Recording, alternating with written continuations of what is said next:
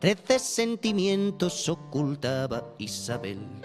Su amante otros 50, ¿cómo cuesta ser infiel? El marido solo estaba disfrutando el no saber que se avecina. Quedaban cada tarde cuando el hombre iba a currar. La gente no es imbécil, ya prevé qué va a pasar. Los gemidos tan sentidos se comentan en el bar de la esquina. Se oyen unos pasos tras la puerta. La muchacha ha empezado a blasfemar.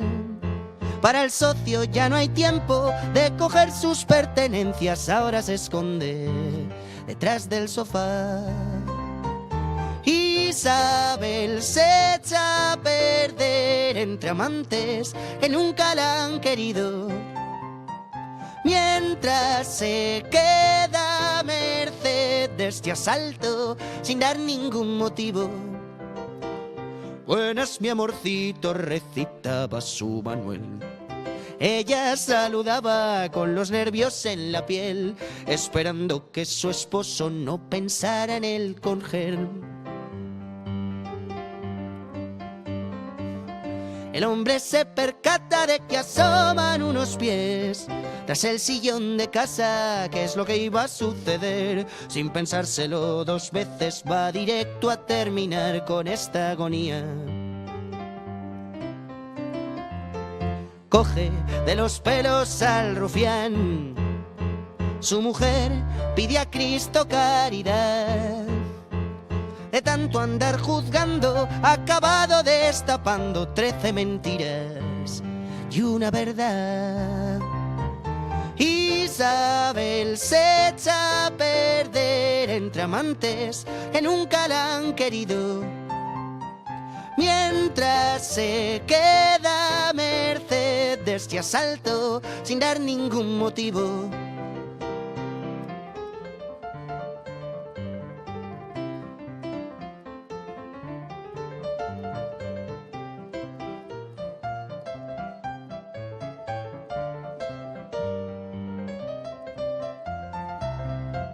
Se la ha visto corriendo por las calles, mostrando a todo el mundo su identidad. Pobre de ti, ojalá que en otro tiempo puedas volver a empezar. Isabel se echa a perder entre amantes que nunca la han querido, mientras se queda a merced de este asalto sin dar ningún motivo. Isabel se echa a perder entre amantes que nunca la han querido, mientras se queda a merced de este asalto sin dar ningún motivo.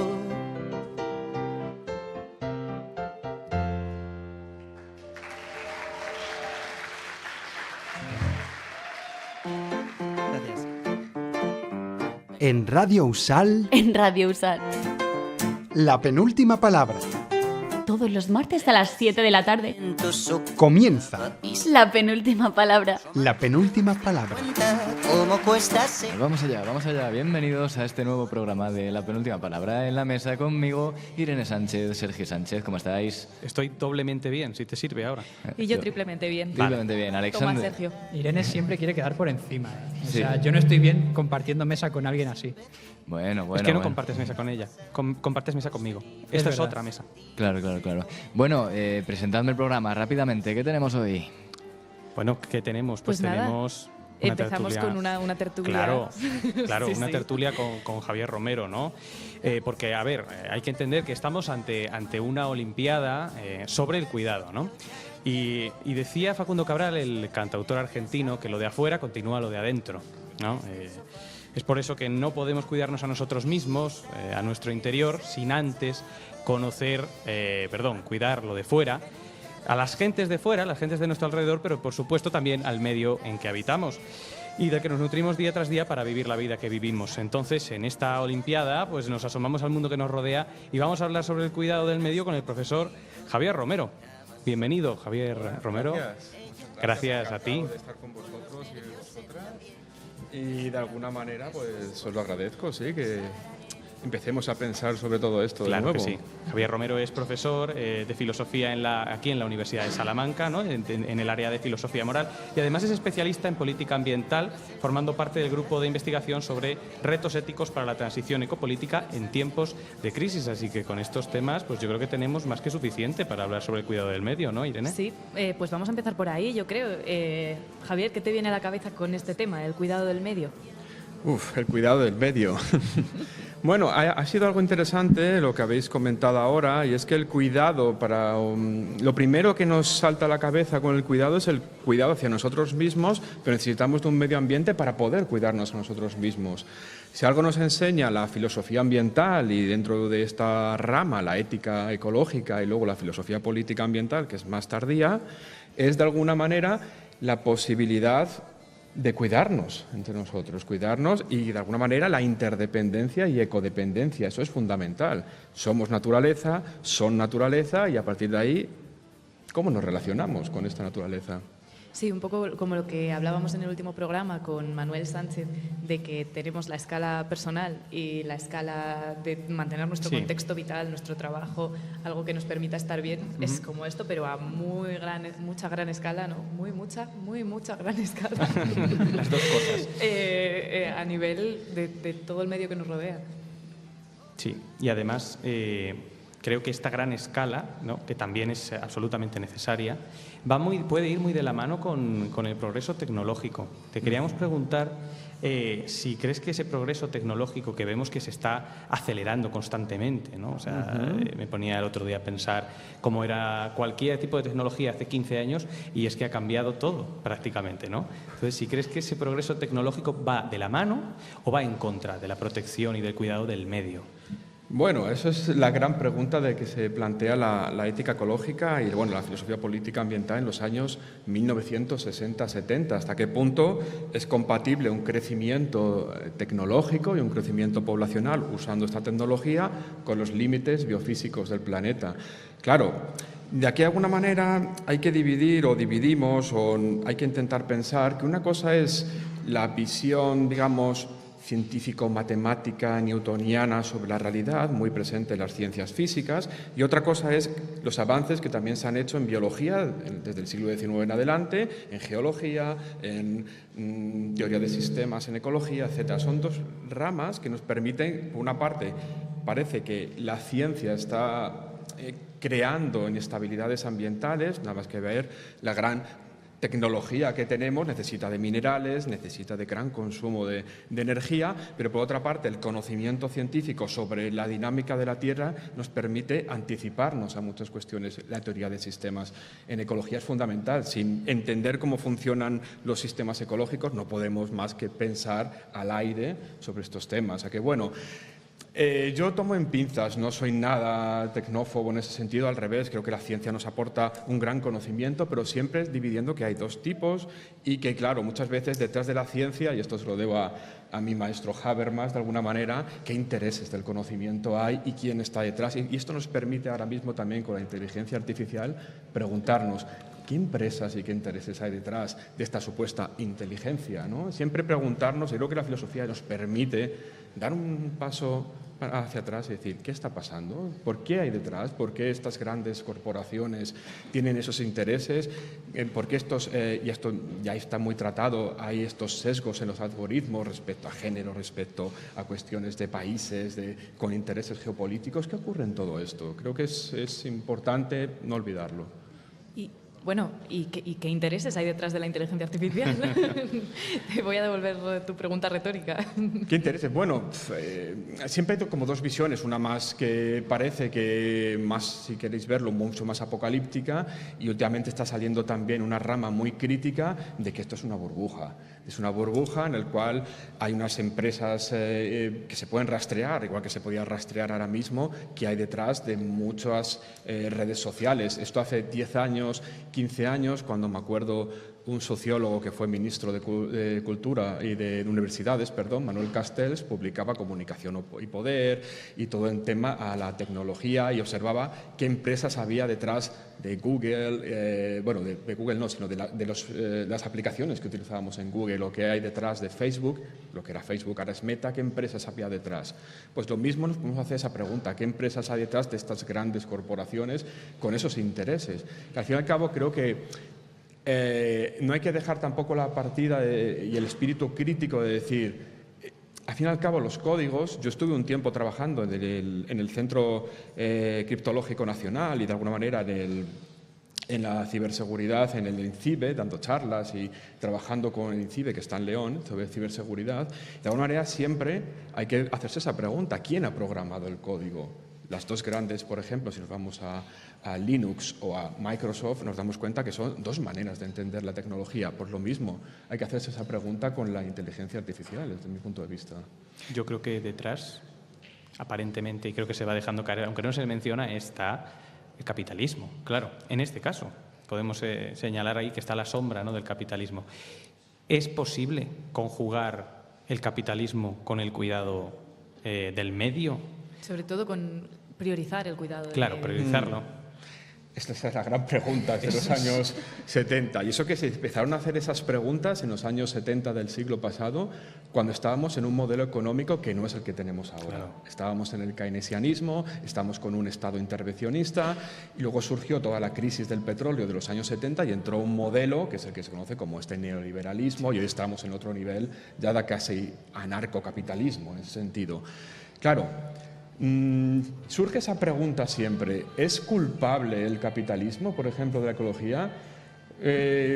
Mis estudios, digamos, de estos últimos 10 años, cuando estuve también con el profesor Dreise, que fue mi codirector de tesis en Australia, uno de los pioneros en política ambiental, es que hay que retrotraerse un poquito para atrás, concretamente al siglo XVIII, a la Revolución Industrial. Y a partir de ahí nos damos cuenta que las ideologías modernas del siglo XIX, que nuestros oyentes pueden observar en todas las ideologías políticas, del socialismo, del anarquismo, todos son hijos del industrialismo. Necesitan la industria para conseguir un fin, ya sea un fin socialista, ya sea un fin liberal, un Estado, etc. Hay que dar un poquito para atrás, pero eso es otro escenario. Hoy estamos en un escenario donde el capitalismo está presente en la mayor parte del globo, existen una auténtica externalización por parte de los países occidentales de los costes que generamos, los externalizamos a países del sur global, y de alguna manera también hay estudios en los cuales el supuesto modelo alternativo al capitalismo, que sería el comunismo según el siglo XX, también es un modelo extractivista, es un modelo que contamina, es un modelo que tiene visiones, digamos, proféticas sobre utilizar medios para conseguir un fin. Entonces, son modelos más complicados, más complejos, que permiten repensar, y aquí, bueno, el ecosocialismo ha hecho mucho repensamiento de intentar quitarse, por ejemplo, de las raíces más del crecimiento del marxismo más duro, por propuestas más de decrecimiento, por propuestas más acordes con los límites biofísicos del planeta, gracias a la ciencia, una vez más. Claro, Javier, pues respecto a esto, efectivamente podemos ver ejemplos en Estados Unidos, un país eminentemente capitalista, pues cómo todas estas cuestiones entran en juego. Cuando quieren comprar el 50% de TikTok, habrá un interés ahí. Elon Musk quiere comprar OpenAI, la gran empresa de inteligencia artificial, y existen todos esos factores. Luego en China también vemos que, aunque sea un país autodenominado comunista, pues efectivamente la política medioambiental no es para nada esperanzadora. Y nosotros te queríamos preguntar cómo ves la situación en España, en la política española. ¿Crees que hay una preocupación por el medio ambiente? Si existe esa preocupación, ¿hay políticas reales, efectivas, que se estén llevando a cabo? ¿Es insuficiente? ¿Cómo ves la situación en nuestro país? Me gustaría matizar qué entendemos por política. Si entendemos política institucionalizada en partidos, hoy es complicado. En España siempre ha habido ese debate, no es como en otros escenarios, como por ejemplo Alemania, que conozco bastante, en el cual los verdes tienen elecciones el domingo en Alemania, se postula como tercera fuerza política, incluso por encima de los del SPD, pero en segunda posición la AfD, lo que digamos el partido más de populismo de extrema derecha que tiene ahora mismo Alemania. Y el primero, el supuesto canciller, que será Merz. De alguna manera, en España tenemos como dos corrientes que no ha sabido, en política institucional, en partidos, no ha sabido institucionalizarse de alguna manera. Uno de ellos, si todos nos acordaremos de ECUO. ECUO desapareció hace tiempo, fue absorbido por otro partido y desde otro punto de vista tenemos el partido PACMA. A algunos les sonará PACMA, que es un partido animalista.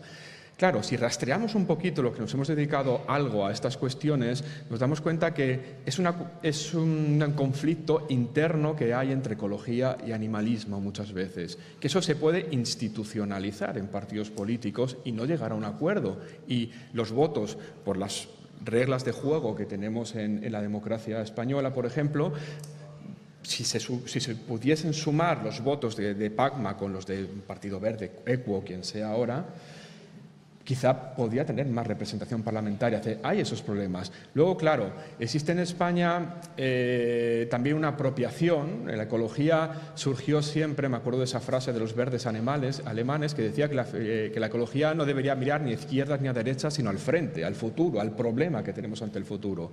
Claro, es una idea que nos puede chocar, pero sobre todo porque parte de esa idea del industrialismo que decíamos antes. Claro, y esto nos conecta con qué se está haciendo en política institucional. Tenemos un Ministerio de Transición Ecológica. Claro, una vez volvemos al problema que habéis bien planteado antes, y es, vale, tenemos un Ministerio de Transición, pero se está apostando por un crecimiento. Al fin y al cabo, los estados nacionales son prisioneros, si me dejan ustedes utilizar esta palabra, del PIB, del Producto Interior Bruto. Es decir, no dejan de regirse por unos intereses macroeconómicos que necesitan para la competitividad. Claro, que sea greenwashing o no, pues eso lo dejo a ustedes que piensen, pero de alguna manera no se está llegando, se está haciendo, digamos. Siempre pongo esta brújula a los alumnos de máster y a los que cuando damos la política ambiental, y es que los límites planetarios son como la brújula que debería guiarnos en el siglo XXI. Estos límites a día de hoy tenemos 9 límites planetarios, uno de ellos es el cambio climático, otro la acidificación oceánica, otro la pérdida de biodiversidad, tenemos 9, ¿no?, ya cuantificado. Y estos límites a día de hoy se han sobrepasado 7 de 9, tenemos 7 límites que se han sobrepasado. Quiere decir que algo no estamos haciendo bien. Ahí tenemos un medidor en los cuales se está incrementando todo esto. Entonces, algo en política nacional, a nivel individual, ¿qué podemos hacer? Es el gran problema. Y queríamos terminar, nos queda muy poquito para terminar la entrevista, pero el otro día estuvimos discutiendo bastante cuando preparamos el guión sobre el papel de los negacionistas. ¿Debemos tratar a los negacionistas como interlocutores plenos, hacer debates con ellos como se ha hecho últimamente en redes sociales? ¿Debemos acallarlos? Hombre, desde mi punto de vista, fiel defensor de la democracia deliberativa, como sabéis, de Habermas, de Apple, de toda la corriente neokantiana que surgió ahí, hay que dialogar. Creo que el gran reto, y es por donde cuando me invitaste lo que estuve pensando, es el pluralismo. Todavía sigue siendo un desafío para las sociedades democráticas. Es decir, la tolerancia, el concepto de tolerancia, no es que yo acepte tus postulados, sino que de alguna manera tengo que aceptar de alguna manera tu intervención en la esfera pública, pero para eso tiene que darse un espacio de no dominio para contrarrestar con argumentos. Porque si no nos quedan los argumentos, tenemos los intereses macroeconómicos, tenemos los intereses políticos y tenemos las relaciones de dominio. ¿Qué hacer con los hoy negacionistas? Me dicen retardistas, también se suele llamar. La presidenta de la Comunidad de Madrid se considera retardista. Incluso dividen muy mal entre el cambio climático natural, cambio climático antropogénico, tampoco saben diferenciar entre clima y tiempo atmosférico. Es decir, son cuestiones que son más complicadas de lo que estáis. Desde mi punto de vista, sí, hay que dialogar, que se dé un espacio de diálogo, si es un espacio cerrado, dominado, donde... Me acuerdo hace unos años se planteó en un mismo foro a Fernando Valladares y a un economista neoliberal que a Lacalle, a lo mejor os suena, ¿Lacalle os suena? No me acuerdo. Sí, Daniel Lacalle. Se planteó este panorama, un diálogo entre, digamos, un que apuesta por la economía neoclásica tal y un ecólogo, para desprestigiar al ecólogo. Ya estaba preparado, no se estaba dando un diálogo en simetría, ni de igualdad de oportunidades, ni de condiciones, ni nada. Estaba todo preparado para hacer un espectáculo. Pues con eso nos quedamos. Javier Romero, muchas gracias. Este aplauso es para ti.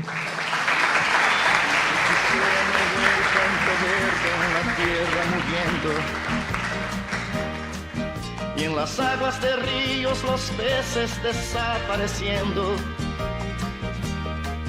Yo Yo quisiera gritar que ese tal oro negro no es más que un negro veneno.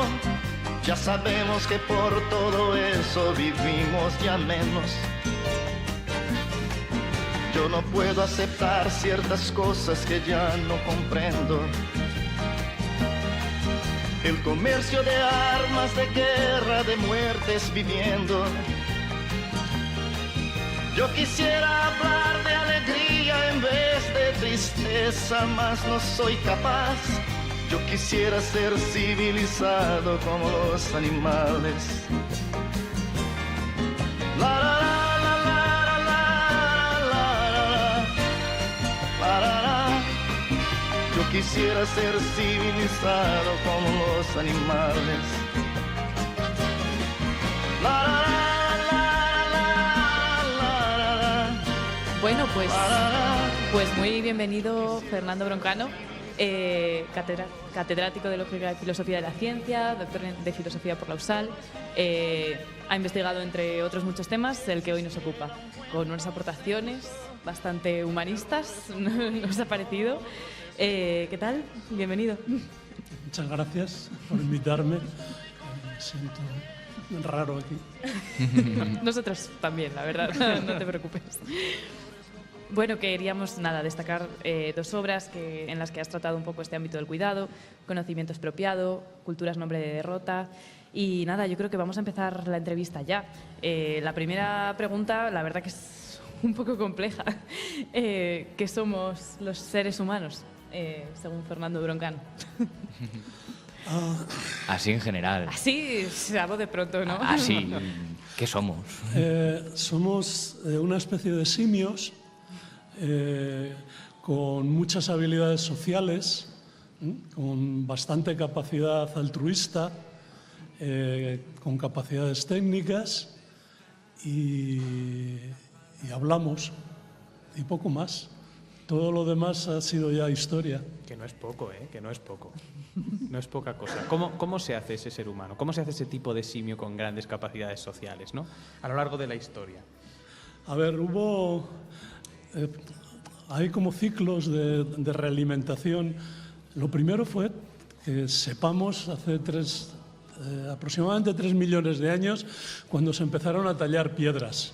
Tallar piedras es muy importante porque parece una tontería, pero es muy difícil. Hay que dar los golpes justos, hay que tener en la cabeza un esquema, y luego produjo cosas muy importantes, como por ejemplo distinguir entre dónde se come y qué carcasas de animales muertos y dónde están los animales muertos que se van a cortar. Eso produjo una división social de los espacios. Después se domesticó el fuego, que produjo que la gente se reuniera después por la noche e incrementaran las capacidades sociales. Y bueno, ahí hubo una serie de circuitos entre naturaleza y cultura que terminó diferenciando a Homo erectus de Homo neanderthalis y Homo sapiens, y terminó ya la revolución del Neolítico. Todo fueron, digamos, circuitos de realimentación positiva entre socialidad, técnica y palabra, lenguaje, etcétera. O sea que el Homo sapiens se define más por la materia, por lo material, o por su pensamiento, o ambas, quizás. Bueno, a ver, lo del pensamiento está bien, pero en realidad lo importante ha sido la materia. Lo que ocurre es que la historia de la filosofía, decía una filósofa inglesa, Mary Migdally, que la han escrito generalmente varones solteros o con pocas capacidades de relación con las mujeres y con mucha obsesión por la cabeza. Y eso termina produciendo sesgos. Si se hubiera escrito la historia de la filosofía de otra manera, pues lo doméstico, los cacharros, las lavadoras, las fregonas hubieran tenido mucha más importancia y tendríamos una historia de la filosofía más basada en el cuerpo, más basada en las emociones, más basada en otras actividades. Pero bueno, así han sido las cosas, ¿no? Bueno, esa la podemos escribir ahora, ¿no? Y es lo que se está haciendo también, vaya. Bueno, y en relación ya con el cuidado, ¿pueden la técnica o los sistemas cuidarnos, o el ser humano solo se puede proporcionar el cuidado a sí mismo? A ver, hay que tener mucho cuidado con el cuidado. Mucho. Eso está bien para recordar. Cuidado. Generalmente del cuidado ahora se ocupa un tipo de subproletariado emigrante femenino, que son los que cuidan a nuestros padres, a vuestros abuelos, y antes habían sido las mujeres en una situación, digamos, de dificultad, también de trabajo no pagado.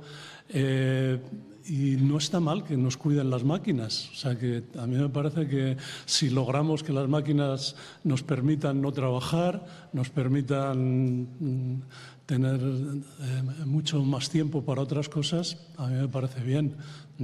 Vamos a pagar otros precios, quizás, pero, en fin, esas son cuestiones que hay que ir debatiendo a lo largo de la historia. Yo creo que ahora mismo hay posibilidades para mantener a 8 o 10 mil millones de personas en el mundo, tener una naturaleza sostenible y disminuir el tiempo de trabajo. Pero para eso hay que cambiar muchas cosas. Y empezar a pensar en cuidarnos a la humanidad y a los animales, a las plantas y a muchas cosas más. O sea que no podemos conformarnos con que el mundo que hemos creado acabe destruyéndonos. Hay que intentar no conformarse con que esa técnica tan, digamos, tan grande, ¿no?, tan masiva que hemos creado nos supere y supere a nuestro control y acabe por destruir quizás la vida de la forma que la conocemos. Sí, bueno, ahora mismo hay, digamos, una obsesión por el fin del mundo. Se parece mucho al año 1000, cuando había esta obsesión del final del mundo y del milenarismo. Yo creo que tenemos capacidades para autocontrolar, digamos, todo este capitalismo, turbocapitalismo que tenemos, que está acelerando la destrucción del medio ambiente, que está produciendo el cambio climático, pero también tenemos muchas capacidades para controlarlo. Y ahora estamos en el filo de la navaja, de ir hacia un lado, hacia un aumento de la temperatura más allá de 3 grados, 4 grados, que ya implica ya procesos muy irreversibles, o mantener, digamos, una naturaleza y una sociedad que al mismo tiempo sea una sociedad del bienestar y que dé futuro para todos. Yo soy poco desastrólogo, a mí no me parece que esto vaya a peor. A mí me parece que ahora hay posibilidades de controlarlo, aunque es verdad que se han producido fenómenos terribles como los del cambio climático, pero todavía son controlables. Pues precisamente sobre ese desastrismo teníamos nosotros una pregunta, es que creo que viene muy al caso, porque tú, como muestras, tienes esperanza, pero parece que hemos confiado en manos de unas personas, de unos políticos, incluso de poderosos que no son per se políticos, ¿no?, pero empresarios, etcétera, que parecen muy poco empáticos y parece darle bastante igual todo esto.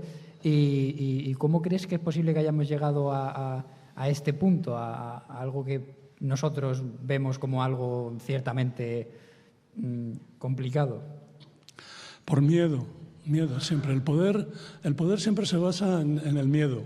La cantidad de miedo es la que produce que asciendan bárbaros al poder. Entonces, a la gente termina votando a salvajes porque tiene miedo, porque les prometen cosas que no pueden cumplir, y bajo esas condiciones de susto siempre la humanidad, cuando tiene, o las poblaciones, las sociedades, las naciones, cuando están bajo condiciones de estrés, tienden a pensar mal.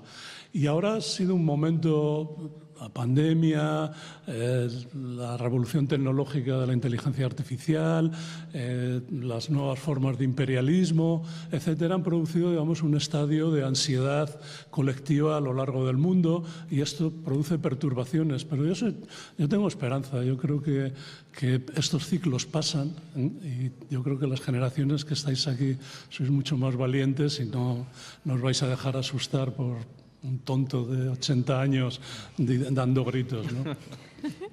Y claro, también nos preguntábamos si al tener estas personas el poder, o sea, si podemos decir que apenas tenemos nosotros responsabilidad ante las injusticias, ante la violencia. No, tenemos mucha responsabilidad. O sea, estas cosas pasan no porque ellos sean poderosos, sino porque mucha gente le da el poder. Entonces la responsabilidad es cada vez más colectiva. Tendemos a pensar que no se puede hacer nada. Y decía un amigo de Madrid, un poeta, Jorge Risman, dice: cuando entro en una sala y alguien me dice que no se puede hacer nada, me doy cuenta que es que hay que hacer mucho. Y bueno, hay que hacer muchas cosas. Tenemos la responsabilidad y la obligación de hacer muchas cosas con la cabeza y con las manos, ¿no? ¿Crees que una de las vías para tomar parte activa y hacer cosas, en efecto, es la educación? Porque al final, esto de que la educación soluciona todo, la educación es, aportar una buena educación siempre está en la base de solucionar todos los problemas, a veces casi parece un cliché, ¿no? Se repite hasta la saciedad, pero no sé si tú crees que la educación aquí tiene mucho que hacer. No es un cliché, es central. Hemos vivido, aunque ha habido muchas guerras, pero hemos vivido, sobre todo en Europa, un periodo de larga paz, de casi 70 años, y eso da la impresión de que no había violencia, pero la violencia realmente ha sido la guerra cultural. Llevamos 50 años de guerras culturales entre digamos, gente que quiere transformar el mundo en un sentido de acoplar nuestros cuerpos para convertirlos en mercancías, simplemente para producirlos para el mercado, y gente que sigue manteniendo el ideal de formación romántico, de formación de la persona. Y esto es la guerra cultural. La guerra cultural es la forma de violencia de los últimos 50 años y en ella vivimos. Y la educación es el frente.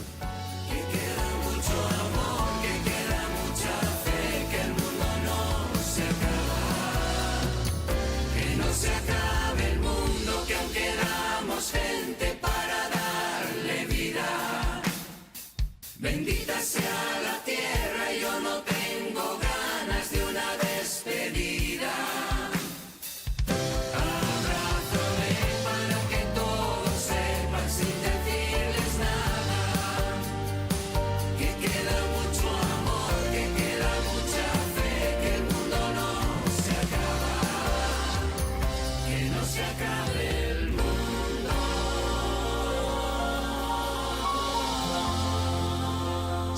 Sí, estás escuchando La Penúltima Palabra. Y menos mal, podrías estar haciendo cualquier otra cosa. Que no se acabe el mundo, que aún quedamos gente para darle vida. Bendita sea la tierra, yo no tengo ganas de una despedida. Abrázame para que todo... Pues justo ahora hablábamos de educación y eso nos lleva a un tema que también ha salido ya y que también nos interesa bastante, y es si hay que luchar contra la ignorancia, si el no saber que no se sabe, el típico filosófico, es relevante aquí, o si no podemos combatir la ignorancia a no ser que haya alguien que nos haga darnos cuenta de esta ignorancia. ¿Cómo? Bueno, antes de hablar de la ignorancia, vamos a poner un pequeño fragmento que entronca un poco con esto. Que es que, bueno, lo siento, es que es de mi serie favorita. ¿Vale? Muy buena serie, por cierto. Se llama Fleabag y vamos a escuchar a Phoebe Waller-Bridge hacer un pequeño monólogo. Quiero que alguien me diga qué comer, qué me gusta, qué odiar, por qué enfadarme, qué escuchar, qué grupo me gusta, para qué comprar entradas, sobre qué bromear, sobre qué no bromear. Quiero que alguien me diga en qué creer, a quién votar, a quién amar y cómo decírselo. Y creo que quiero que alguien me diga cómo vivir mi vida, padre, porque hasta ahora creo que no lo he hecho bien. Y por eso la gente quiere a gente como tú en su vida, porque tú les dices cómo hacerlo, tú les dices qué hacer y qué sacarán de ella al final, aunque no crea en tus tonterías y sé que científicamente nada de lo que hago tiene importancia al final, pero aún así estoy asustada porque sigo asustada. Cuéntenos, Irene. Bueno, por dar un poco de contexto, dice padre porque está hablando con un sacerdote. y nada, pues me parece que en este fragmento pues se trata un poco el tema del no saber, pero en un sentido de no encontrar una orientación vital, ¿no? De que pues, si no tenemos un Dios y ya estamos diciendo que estamos un poco desamparados, por así decirlo, Pues nada, ¿cómo podemos abordar esta situación? Y se puede entroncar quizá un poco con el tema de la ignorancia. Ya, sí. Es que como tenemos muy poco tiempo y queremos abarcar todo en un Muchas momento. cosas, ¿no? Filosofía del mundo. Sí, bueno, hay muchas formas de ignorancia, algunas buenas y algunas malas, ¿eh? Y bueno, digamos, tiene mucho que ver con las cegueras que tenemos, cegueras que son estructurales. O sea, el mundo está muy preparado para a veces aumentar el conocimiento, pero a medida que se aumenta el conocimiento también se producen ignorancias estratégicas sobre cosas que no queremos saber, que no se quieren saber, que no se saben, y otras que a veces son buenas. Por ejemplo, pretendemos que los poderes fácticos ignoren nuestras vidas, que no les vendamos los datos. En fin, el problema de la ignorancia es para hablar mucho. Yo, de hecho, he escrito mucho sobre ello. Pero respecto a lo que tiene que ver con la divinidad, claro, vivimos en un mundo en el que parece que los dioses se fueron y no encontramos, digamos, todavía un camino para afirmar qué hacen los humanos dentro del planeta Tierra, y quizás, bueno, es un buen momento. En estos momentos digamos, cuando lo viejo desaparece y no ha nacido lo nuevo, pues a veces nacen monstruos y a veces nacen pues también sociedades esperanzadoras. Iremos viendo, ¿no? Pues ya veremos. A veces nacen también, y esto ya es un tema que ha salido anteriormente, ¿no? En la conversación que pudimos tener con el anterior ponente, con Javier Romero, a veces nacen también negacionismos, que es quizá, no sé si es una forma de ignorancia escogida. Sí, el negacionismo es la forma estructural del negacionismo climático, por ejemplo, negacionismos con respecto a enfermedades. Es decir, el negacionismo es la forma en la que el poder trata de poner cortinas a aquellas cosas que de saberse producirían, digamos, necesidad de cambiar las cosas. Y el negacionismo es cada vez una de las enfermedades más peligrosas que tenemos y además más articuladas. Es decir, la cantidad de millones y millones de dólares y de euros que se están invirtiendo en negacionismo ecológico es impresionante. Pero así son las cosas. Pues vamos a caminar hacia el final de la entrevista. No sé si quieres quedarte con una reflexión final en esta fiesta de la filosofía. Por cierto, esto también es un cumpleaños, no lo hemos dicho, pero la emisora que nos está soportando durante el día de hoy cumple 30 años durante este curso, que es lo que estamos celebrando durante todas nuestras emisiones. Fernando, no sé si querrías quedarte con una última reflexión para nuestros compañeros y para nuestros oyentes. No sé, pero si tuviera que decir algo, es responsabilidad nuestra el bajar la cantidad de miedo y el subir la cantidad de esperanza. La esperanza es lo único que nos protege del poder. Fernando Burcano, muchísimas gracias. Este aplauso es para ti.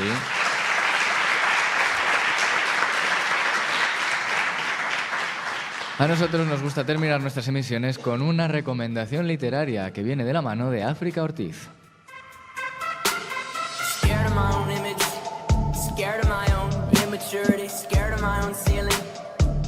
Memorias de África. La recomendación literaria con África Ortiz. Muy buenas, África. ¿Qué nos traes en el día de hoy? Buenos días. Hoy os traigo Sayonara Eri, de Tatsuki Fujimoto. Uy, es un libro tan emocionante que hasta te tiembla la voz. Cuéntanos. Ya ves. Sayonara Eri o Goodbye Eri, el título con el que nos lo trae Norma Editorial, es un manga escrito y dibujado por Tatsuki Fujimoto, uno de los más reconocidos de los últimos años por mangas como Chainsaw Man o Look Back. ¿Y qué nos cuentas sobre la trama de esta obra? Goodbye Eri nos habla de un chico llamado Yuta, que tiene una madre que está a punto de morir por una enfermedad muy grave. Como no saben qué va a ocurrir, su madre le regala un móvil para que grabe los últimos momentos de su vida, pero también le pide que grabe el momento de su muerte. Bueno, oye, está interesante. Un poco tétrico, pero bastante interesante, sí. Es que sí. Con el material que Yuta graba, hace una película que presenta en el festival del colegio, pero esta no es muy bien recibida y tanto profesores como alumnos o bien se burlan de él o bien directamente le regañan. Como esto le provoca una gran conmoción, Yuta decide quitarse la vida, pero antes de poder hacerlo conoce a una chica llamada Eri con la que grabará otra película. ¿Qué me decís? ¿Os llama la atención?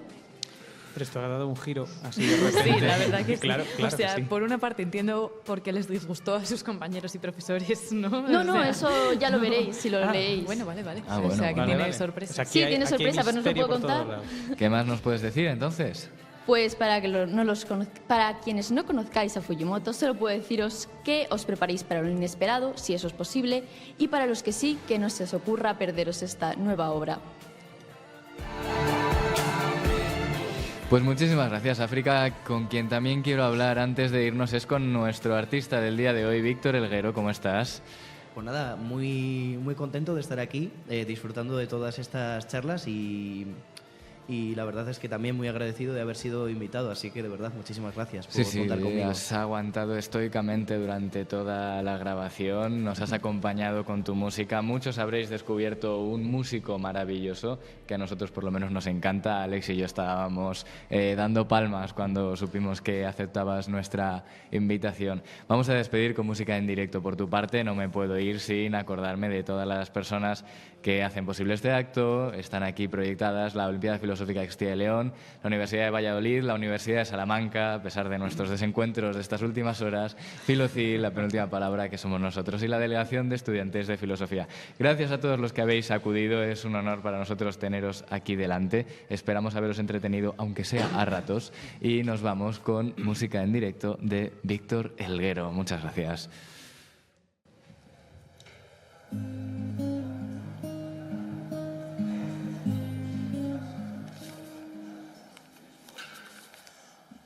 De vuelta al lugar donde descansa el corazón, dejo a tu voz que despliegue sus alas. La luz es viva, gira y abriga alrededor. Tus manos difuminan las distancias. Y aunque el mundo esté imponiendo su condición, me aferro a ti, como aquel que ha visto el cielo y reclama amor sin desistir. No puedo vivir así, necesito tiempo a solas, con tus ojos atinando sobre mí. Te busco y te encuentro aquí, liberando mis sentidos y otorgando nuestra dicha al porvenir.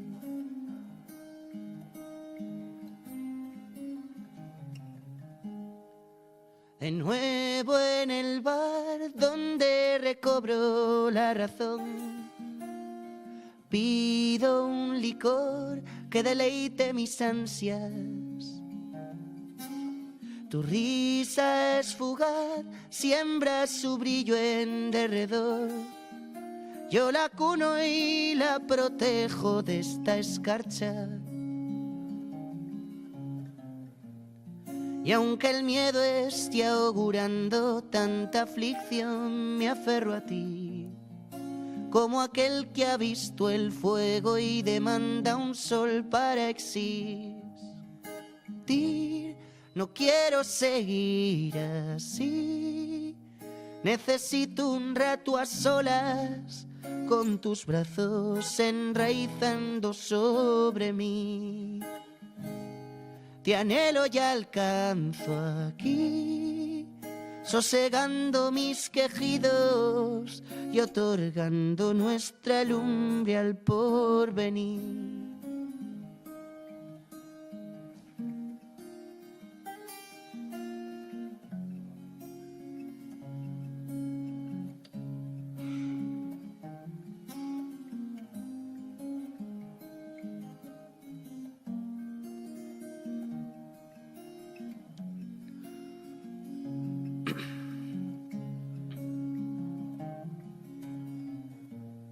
Y aunque todo esté aceptando su perdición, me aferro a ti, como aquel que ha visto el túnel y se ha propuesto resistir.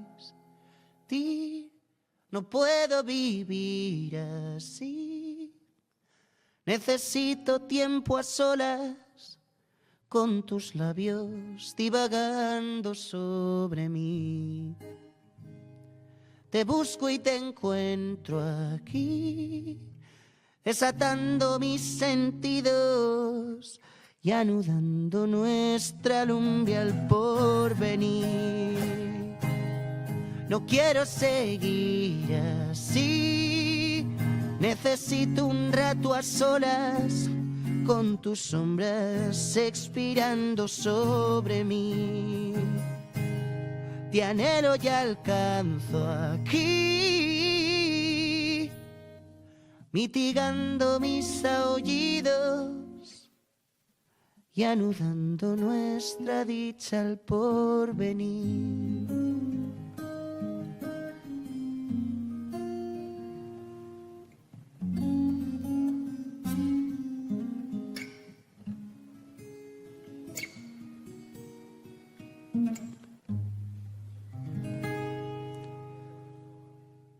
Gracias. Acabas de escuchar la penúltima palabra. Para seguir escuchándonos y no perderte ningún episodio, puedes seguirnos en Spotify o en redes sociales. Volvemos el próximo martes a las 7 de la tarde. ¡Hasta más ver! Chao.